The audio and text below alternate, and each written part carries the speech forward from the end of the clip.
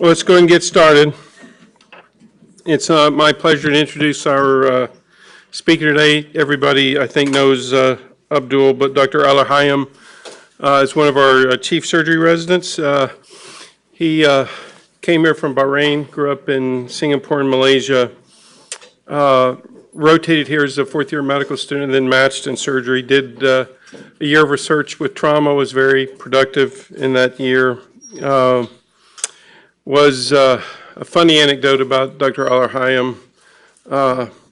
He and Dr. Shipper would have won the National Resident Jeopardy contest. They were ahead, ready to win, bet it all, but they didn't know that Owen Wangenstein, the academic grandfather of this program, was who the surgical forum was named for. So. But Dr. Al-Hayam is interested in vascular surgery. He's going to, he's matched in the Cleveland Clinic, a very prestigious vascular surgery residence. He's going to talk to us today on what's new in the management of acute pancreatitis. And before he comes up here, I'm sure he's going to say Dr. Shipper is the reason why they bet it all.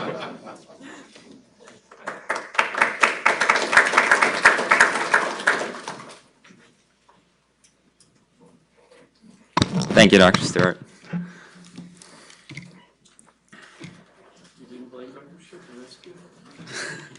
He owned up to it a while ago, so I think it's fine.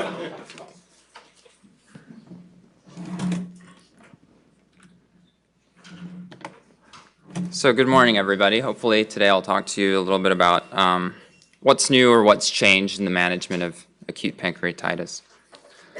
So on the left-hand side, you have a normal, healthy-looking, well-perfused pancreas. And on the right side, you really have this goop of non-enhancement, extensive inflammatory process that's caused the lesser sac or the stomach to be pushed forward.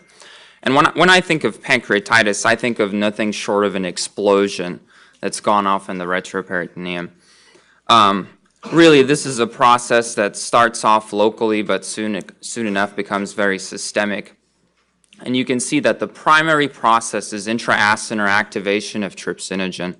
It's supposed to be a process where generally trypsinogen is activated within the duodenum or within the digestive tract, but it goes crazy in the retroperitoneum here, causing the release of all sorts of enzymes that have a tendency to perpetuate the very process, associated with ductal disruption that releases even more enzymes into this space. Now, the problem with this process is the extensive inflammation that accompanies the leakage of these enzymes. There's significant third space loss, such that by the time you see the patient in the ER, it's been 4 or 5 hours, the patient is severely intravascularly depleted. And this depletion ultimately results in necrosis. And this is the single fork in the road that determines whether your patient is going to do well or not. So not unlike the cardiology setting, where it's a foot race to attempt to revascularize the coronaries in an attempt to decrease morbidity and mortality. Likewise, in patients with pancreatitis, your attempt at repleting these patients intravascularly and preventing necrosis is going to be of the utmost importance. A local process that turns into a systemic one by the release of these cytokines, almost a cytokine storm that results in the systemic features associated with pancreatitis. Looking at a single bed like the pulmonary vasculature, the extensive release of neutrophilic cytokines cause these leaky capillaries that are associated with ARDS. The majority of these patients, as mentioned, do well, but in those 15 to 20, some say 30%, you develop severe necrosis.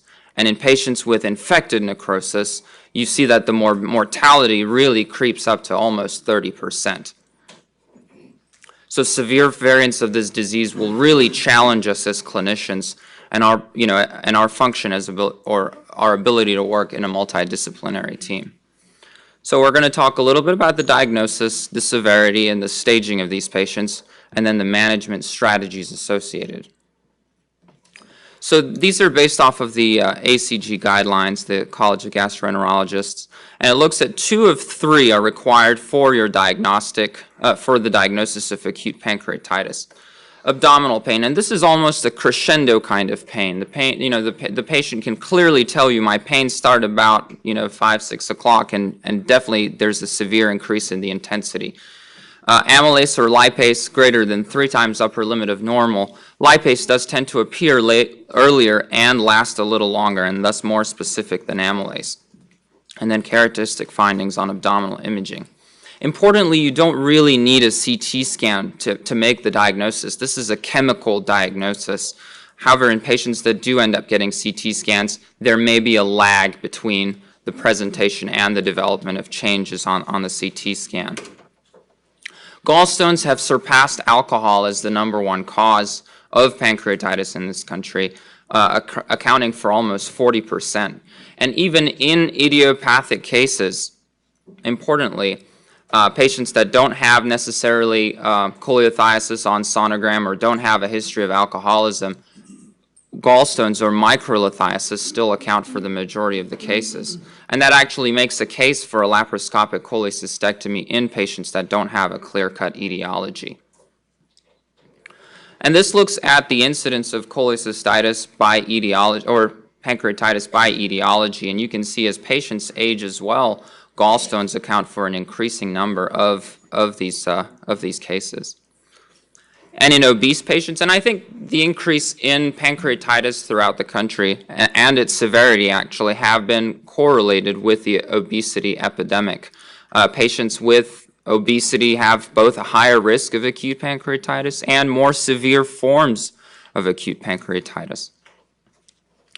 So now that you've made the diagnosis, the next step is really in assessing the severity of this disease and trying to predict which patients are going to be mild acute interstitial pancreatitis and which patients are going to be severe necrotic pancreatitis.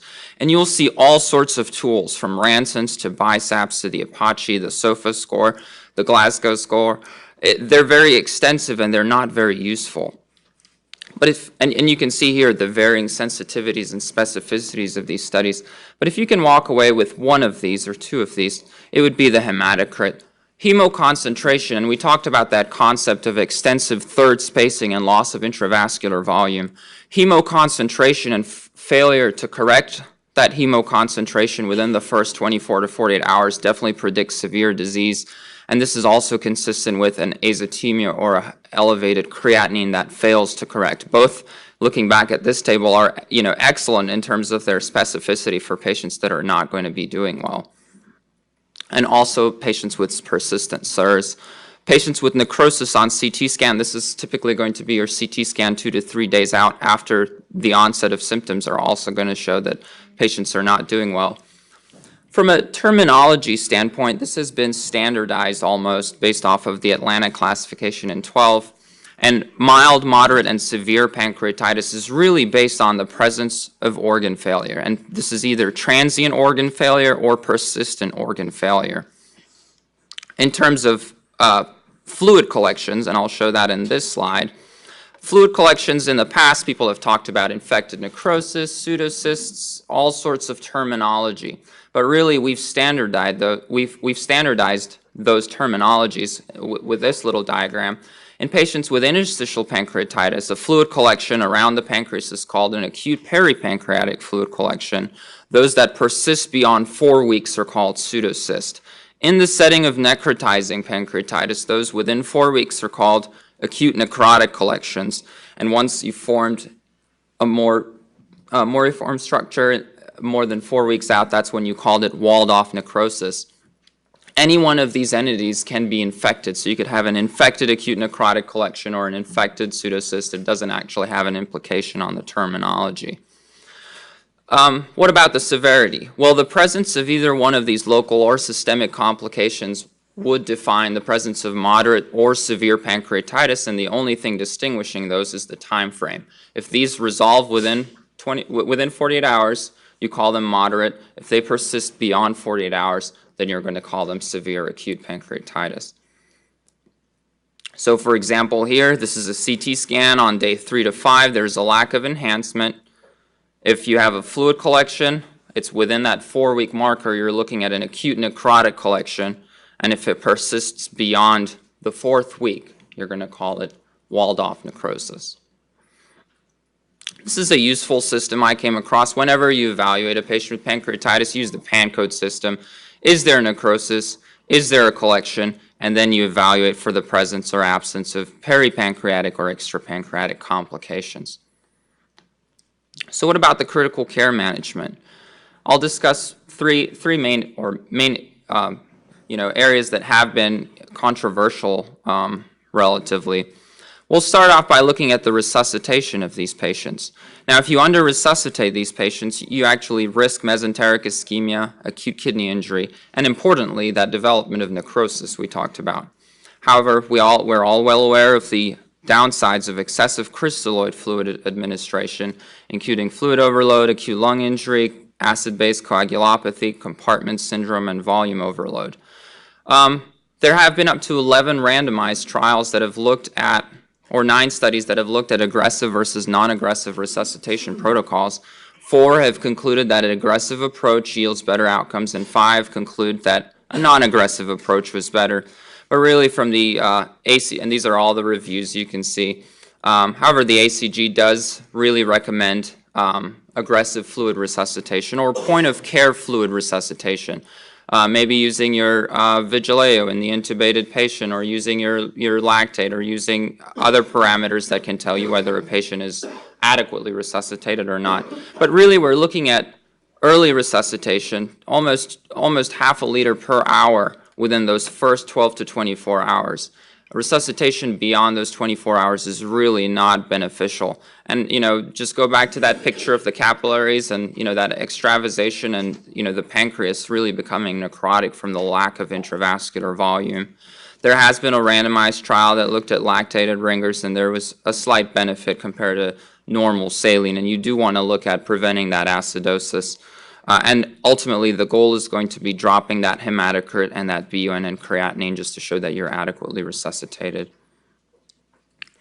What about the role of antibiotics? And really 11 trials, randomized trials, I'll cite a couple here, that looked at routine prophylactic use of antibiotics in patients with necrotizing pancreatitis. And there is really no good data to support the use of antibiotics in patients with pancreatic necrosis.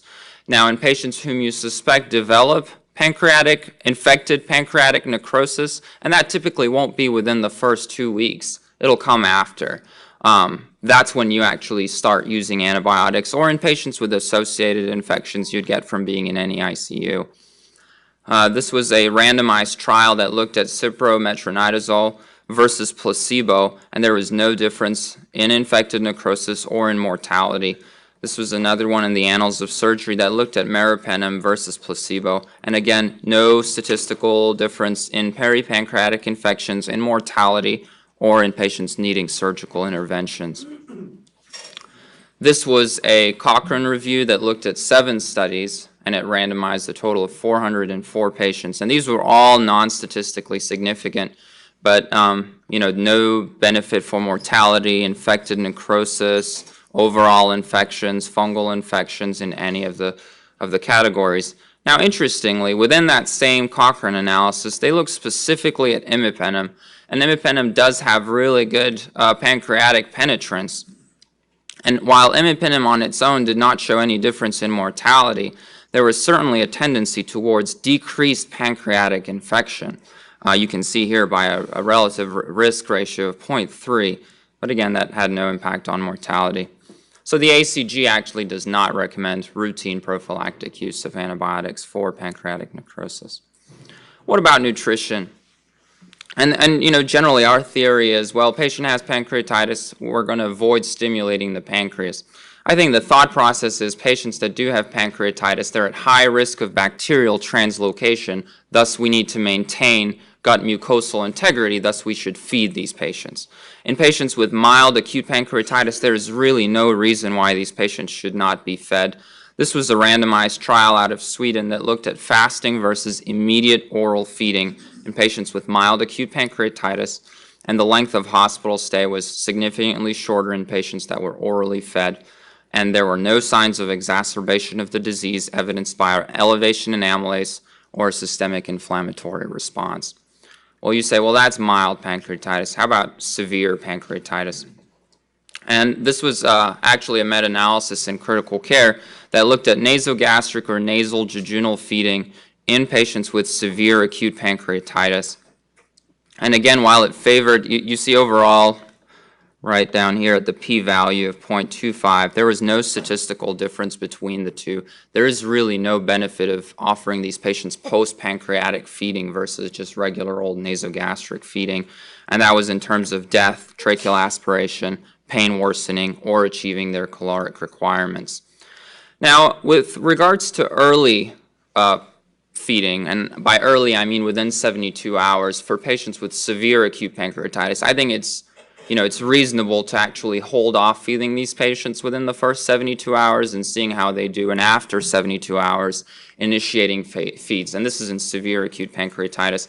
This was a randomized trial by the Dutch group that looked at nasoenteric feeding within 24 hours versus an oral diet initiated within 72 hours after presentation.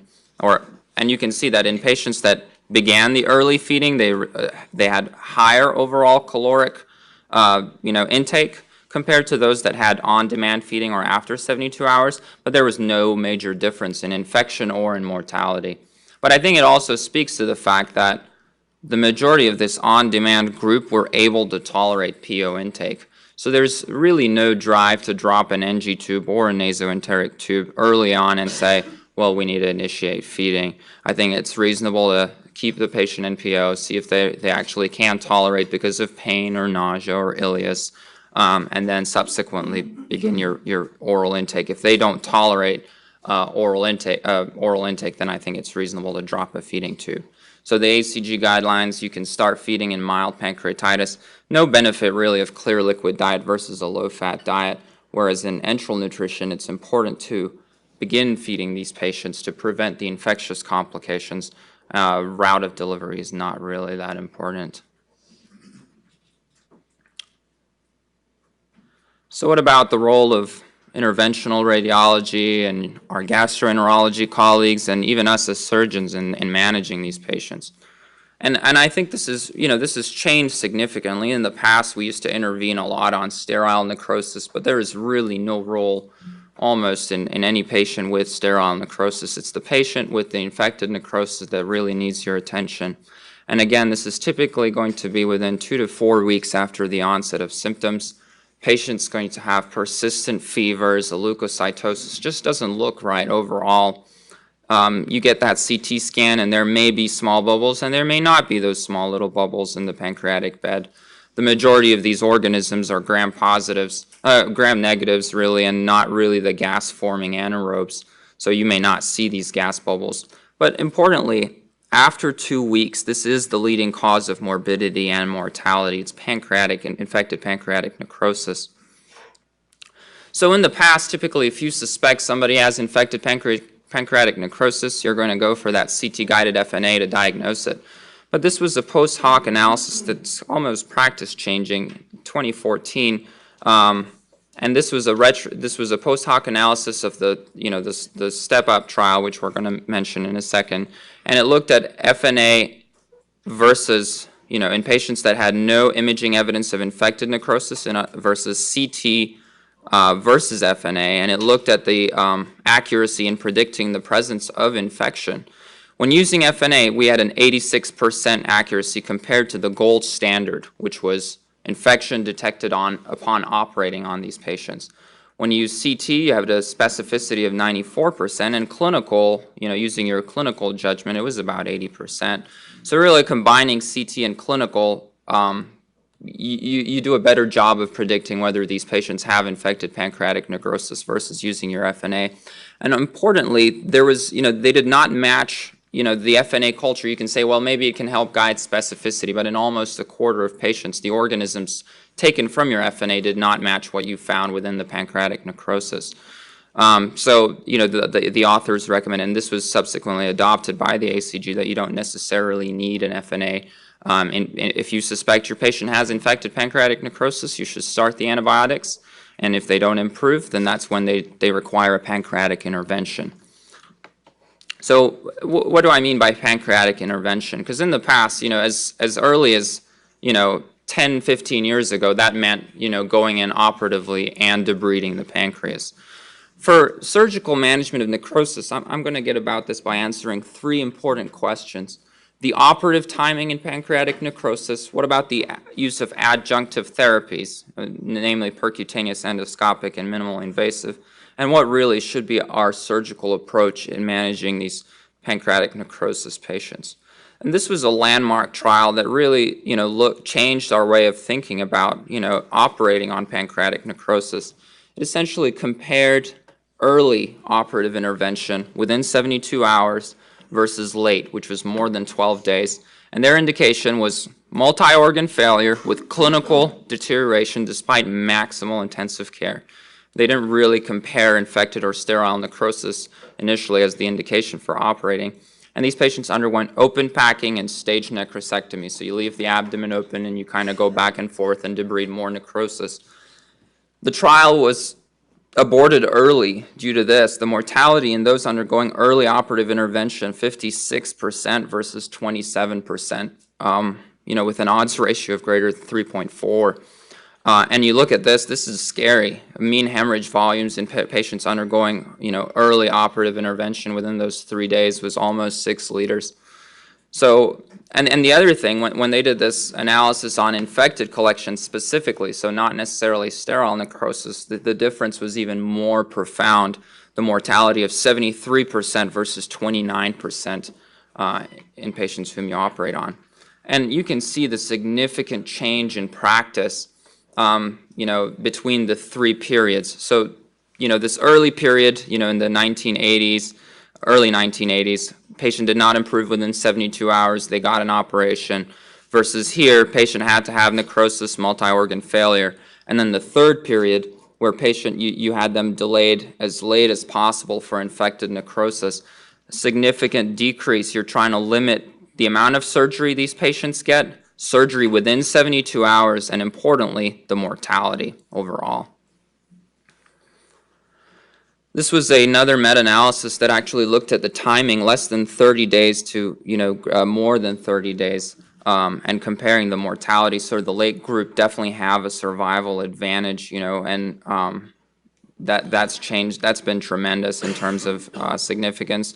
And this was another retrospective study that looked at the mean time to surgery, the operative rate, and the overall mortality, and it compared two time periods. And you note that there's been definitely a tendency towards pushing these patients out of the 28 or the 30-day mark with a significant improvement in overall mortality.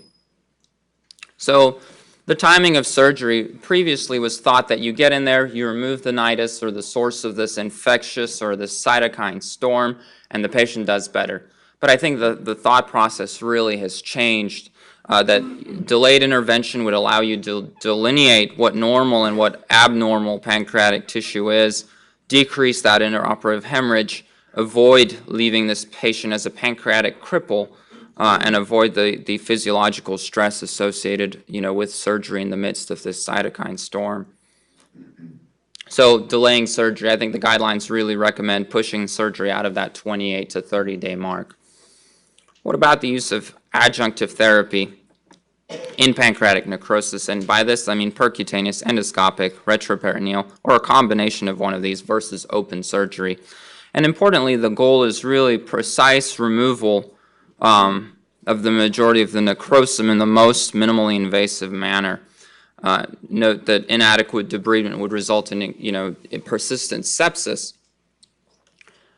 So percutaneous catheter drainage originally played a role really as a step-down modality, and by step-down I mean patient goes in, gets their open necrosectomy, and subsequently if there's a persistent collection, then you have your IR colleagues place the catheter. But increasingly it's being used as a step-up approach, either alone or with the use of endoscopic necrosectomy. And the cons I think associated with these are typically large bore catheters and the need for multiple drainages due to presence of multiple collections. It's not simply going to be in that retroperitoneal space, it's going to extend down into the paracolic gutters. This was a review that looked at the use of percutaneous catheters, 11 studies, 384 patients, 70% necrosis. On average, patients had 2 separate catheters placed, but importantly, you avoided surgery in about 56% of patients. Now, the one important downside, which you must be aware of, is in patients who have lost their ductal integrity, and we mentioned earlier it was about 50% of your patients. Losing ductal integrity and placing a catheter creates an external fistula. So I think it would be important to say, well, maybe I can image this patient with an MRI or an ERCP and determine whether they actually have loss of ductal integrity, and in those patients I'd be more cautious in placing percutaneous catheters. This was another meta-analysis that looked at primary percutaneous versus primary surgery, and there was really no mortality benefit in these patients. But again, across the board, these studies are very heterogeneous. Some studies included infected necrosis, some studies just looked at sterile necrosis. But importantly, I think the non-surgical approaches do decrease your complications versus heading straight to surgery. What about endoscopic techniques? And this is typically where you have your gastroenterologist go in endoscopically, using endoscopic ultrasound, identify where that fluid collection is, passing a needle, passing a catheter over the needle, and going in endoscopically and doing almost a snare necrosectomy. The problem is if you get into hemorrhage, then that can actually be troublesome. And in patients with anatomic, the lack of the feasibility where it's not right up against the posterior gastric wall, it can actually be difficult to address. And again, this is not going to be 1 or 2 sessions. Typically, you're looking at anywhere from 3 to 7 sessions. So this was the JAMA article, the Penguin trial, that 20 patients were, randomly assigned to either endoscopic drainage or surgical necrosectomy in patients with clear-cut infected necrosis, and why this endoscopic transgastric necrosectomy decreased your IL-6 levels, as well as new onset organ failure. The decrease in mortality was not statistically significant. However, there was a trend towards lower mortality with this endoscopic technique compared to surgery, but this was limited by only having 20 patients. But again, you're typically looking at numerous procedures. What about the retroperitoneal approach? And this is well suited in patients with pancreatic tail or paragolic gutter infected necrosis, and the upside definitely is not getting into the abdominal cavity and not spreading infection intra-abdominally. And typically what you're going to have done is your IR, you're going to start off with that percutaneous approach. Once they've placed the percutaneous catheter, then you cut down directly on where that drain is, past the laparoscope, and it's essentially using a ring forceps and pulling out chunks of necrotic pancreatic tissue. Once you're done with that, you irrigate extensively and you leave drains. So, this is, it's not classy surgery, it's just taking out chunks of infected necrosis, but again, being mindful of the potential complications. So this is the frequently cited PANR trial that looked at a step-up approach. So patients that were randomly assigned, you had 88 patients assigned to the step-up approach versus the open approach. Step-up included you start off percutaneous. If it was not possible, you proceed to endoscopic. If these patients fail, then you can either proceed with a repeat procedure of any of the above, or a VARD, which is that video-assisted retroperitoneal debridement. And if these patients really fail, then you proceed to open. So that was the thought process here in the step-up approach versus patients who undergo open debridement. Note here, 2 of the patients initially assigned to the step-up underwent, open procedure due to the lack of a retroperitoneal route. And here, 19 patients really needed repeat operations for ongoing sepsis or complications, and 15 of your patients needed step-down percutaneous drainage. And this looked at the overall complications. Their composite endpoint was statistically significant, and this was the presence of either mortality or new onset organ failure. So a statistically significant difference, 40 versus 69%. When comparing mortality alone, there was no real difference. But when comparing new onset multi-organ failure, 12% in the step-up approach versus 40% in those going open necrosectomies. And a lower rate of incisional hernias and new onset diabetes, and that speaks to preserving pancreas and avoiding those large midline laparotomies. So, and 35%, and I think that avoids undergoing surgery in patients that actually do you take with the step-up approach. So this was another meta-analysis that looked at minimally invasive techniques, and I think overall compared to the open techniques, they induce less stress, the surgical stress, in an already very sick patient, because that's all you're going to be operating on. And ultimately, the actual benefit may be simply due to timing, using those percutaneous, those minimally invasive approaches to get your patient out of that 28, 30-day window, such that more than 30 days out is when you ultimately operate on these patients. And then open. I think this graph clearly shows that there's been a significant decline in open necrosectomies, and also our conversions, our need to employ those minimally invasive retroperitoneal necrosectomies has increased over the years. Now, why do we want to avoid open necrosectomies altogether? I think you look at the pancreatic fistula rates exceedingly high, 40–50%, exocrine and endocrine insufficiencies.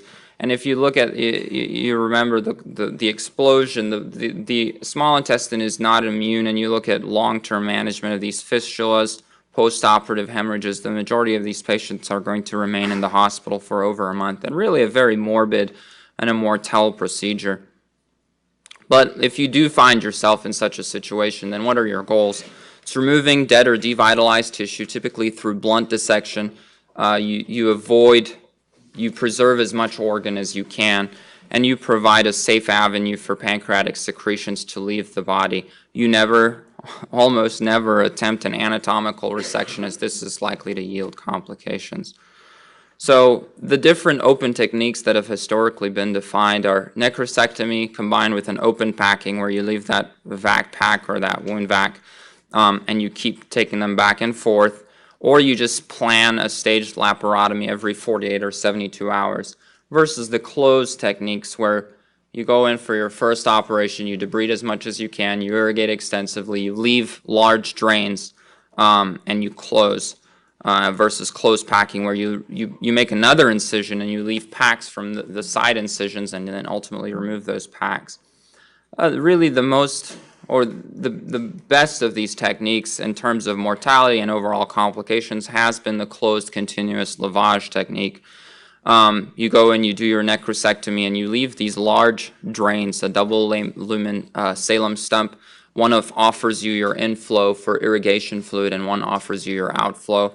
And you're looking at really high volumes of irrigation, and you leave your drains for around 7 to 10 days.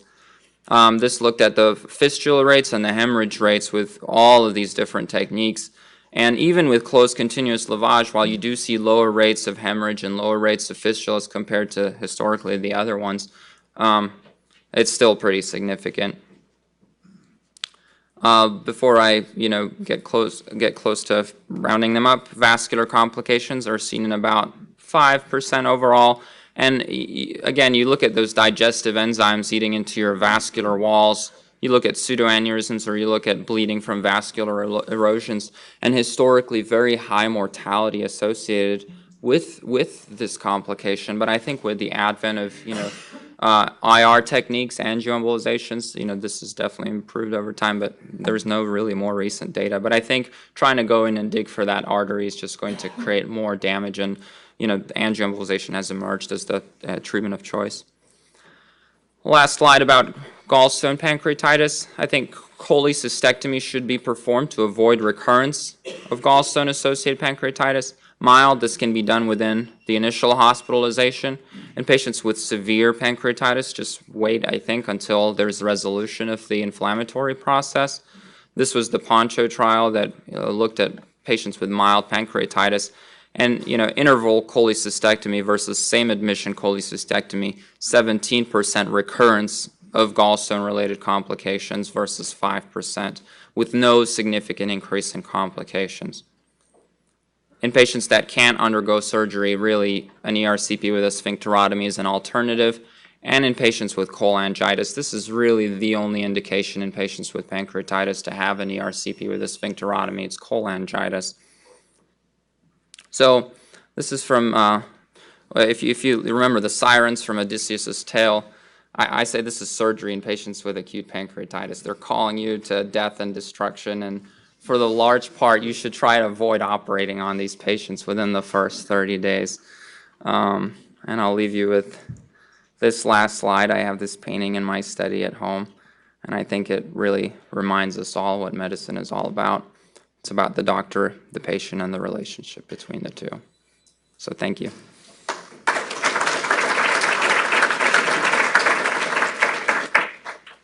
Questions for Dr. Alheim?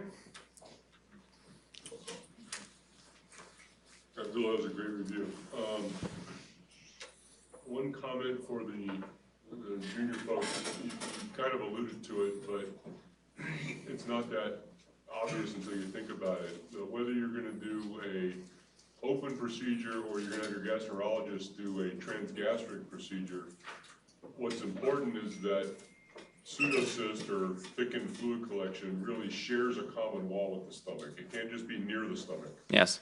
Because you don't want, if you think about it, you don't want your gastroenterologist to go in there, rip a hole in the stomach and start releasing gastric acid into just fat, and then go through a little fat, and then find the fluid collection, and now release pancreatic enzymes into the fat. Yeah. It needs to be really, they need to be really closely in approximation. And sometimes that's not that obvious. I've even seen some gastroenterology attendings not understand that concept and think, well, I'll just go through a couple centimeters of normal tissue to get to that fluid collection. That's not going to work out. Yeah, I think you have the potential to release all of that, pancreatic necrosis into the lesser sac and subsequently intraperitoneally. Now, my question is, you mentioned that sometimes in some studies, almost half these patients have loss of ductal necrosis. So basically, you just gave us a talk about what to do with 50 or 55% of the patients. What do we do with the other group, the ones where if you get an ERCP or an MRCP, you see the proximal duct is obliterated, and if you do drain them, they are going to get likely get a fistula.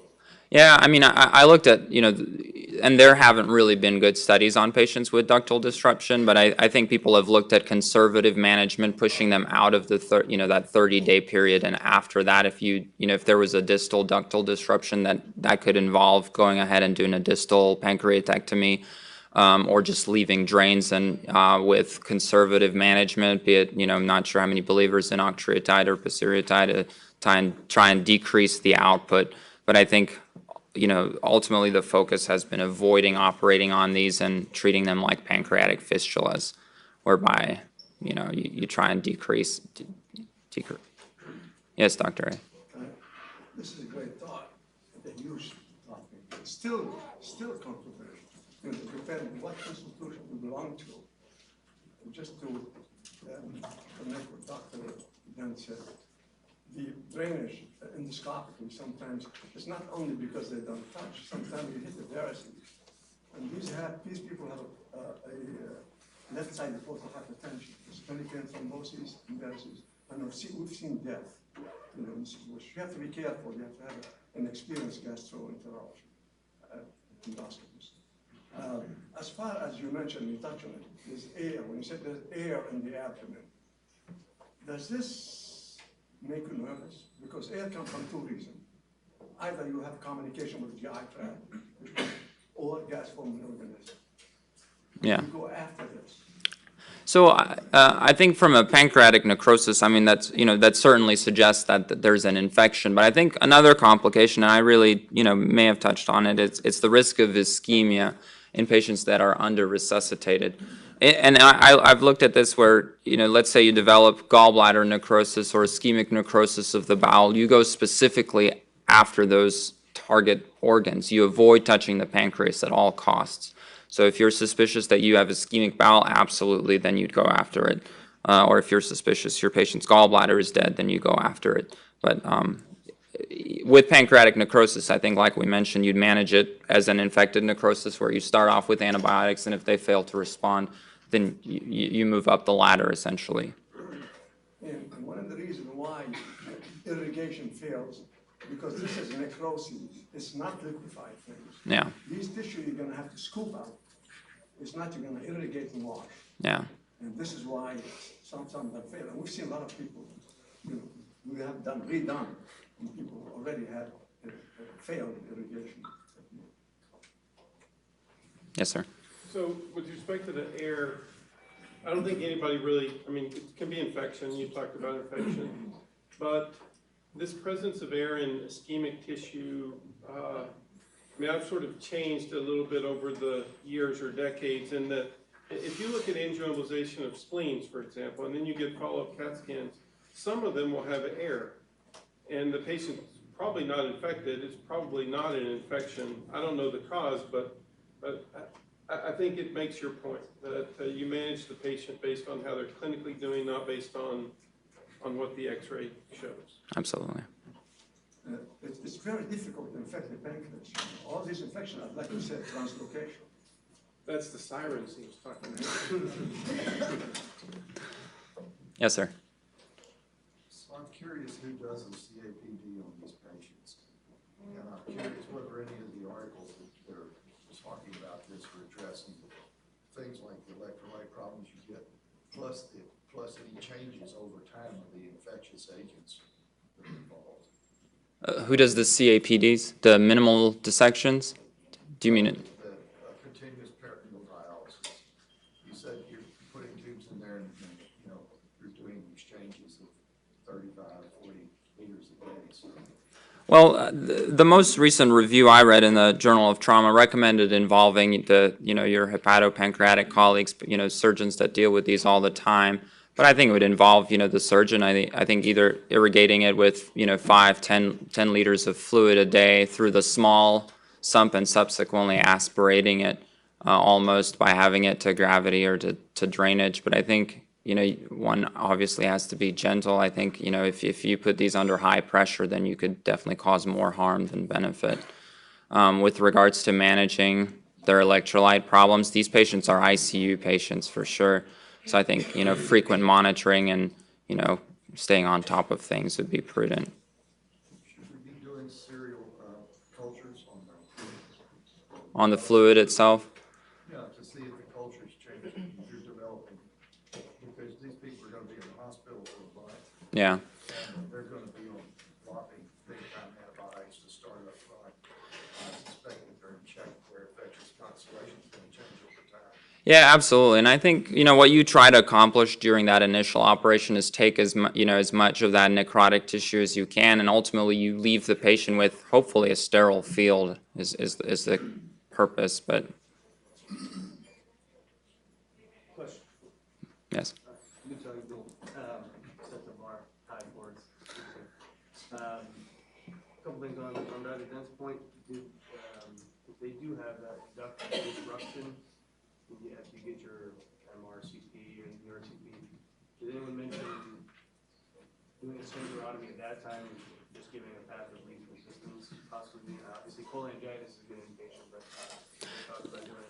Well, so definitely no data within the acute period. I think you have, the downside of doing that ERCP in the presence of necrosis is if it's a sterile necrosis, then you convert it from being a sterile necrosis to an infected necrosis because you give it the route, I think, from the gut itself. So I think if you can avoid doing that within those first 30 days or until you have a better definition of truly whether this is a transient ductal disruption that'll heal with time or with conservative management, then versus something that'll be persistent. And if it is persistent, then I think approaching it like any pancreatic fistula, if it was a proximal versus distal, is this high output or low output?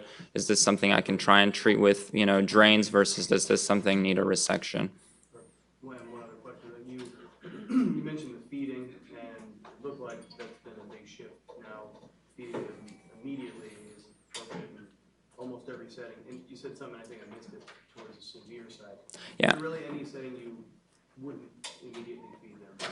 I think, in terms of feeding in severe acute pancreatitis, I have no inclination towards feeding them within the first 72 hours. I think either because of ileus or persistent nausea, vomiting, or because of these patients are going to need mechanical ventilation or, renal support or vasopressor support. I think after the 72 hours, if your patient can tolerate PO, then proceed with PO. If they can't, then proceed with nasogastric or, just Dobhoff feeds.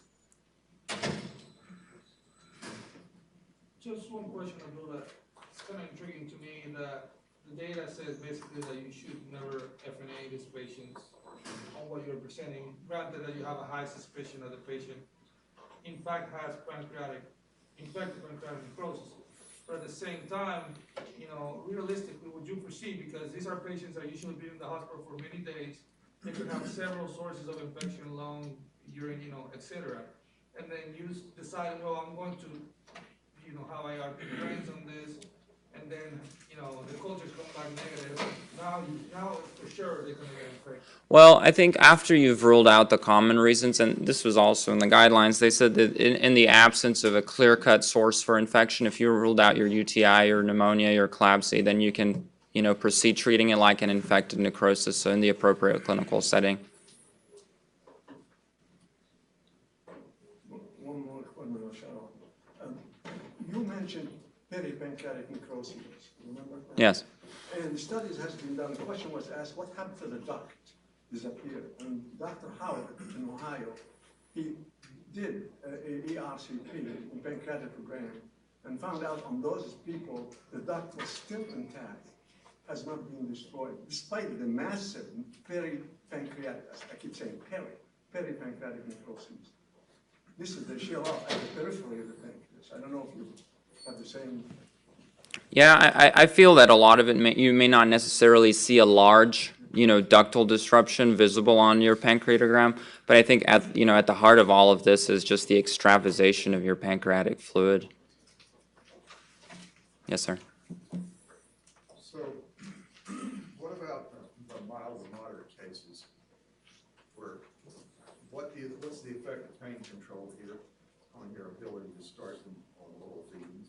Crucial, I think. I mean, if your patient's having worsening pain, I think our tendency to proceed with oral feeding will be. But yeah, you definitely can't underestimate the importance of pain control. Thank you very much.